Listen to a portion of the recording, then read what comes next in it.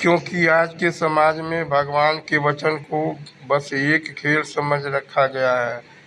जैसा अच्छा लगता है वैसा ही बोला जा रहा है।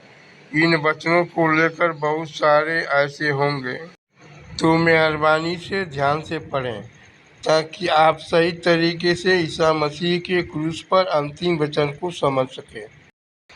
ईसा मसीह के क्रूस पर अंतिम वचनों में से सबसे दूसरे वचन में भी हमको लूका रचित आपत्ति में है। लूका 23:43।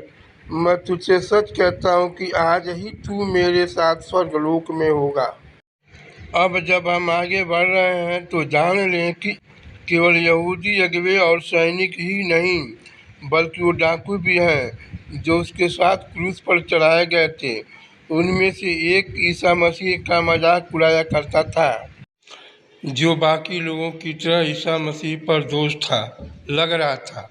एक था जिसने अपनी सज़ा की ओर देखी और फिर ईसा मसीह की सज़ा देखी। तब इस बात का एहसास हुआ कि ईसा मसीह बेकसूर है।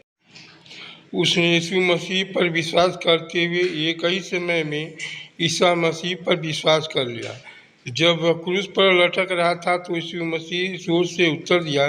डाकू तो इस उम्मीद में था कि ईसा मसीह ने अपनी राज की स्थापना की थी, और तब मुझे याद आया इस मसीह पर उसने कहा कि तू आज ही के दिन मेरे साथ स्वर्गलोक में होगा।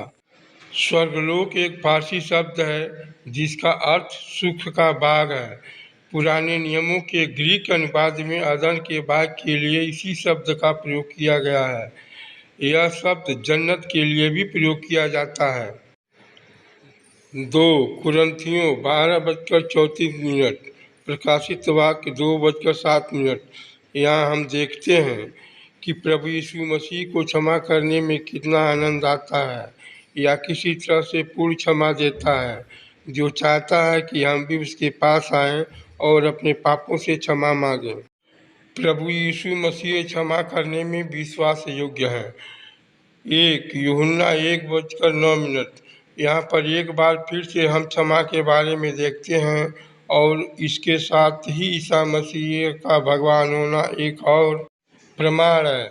जब ईसा मसीह क्रूस को फांसी दी गई थी उसी समय ईसा मसीह पूर्ण भगवान थे, क्योंकि उसी समय ईसा मसीह ने पापी डाकुओं की प्रार्थना स्वीकार की थी और क्षमा भी की।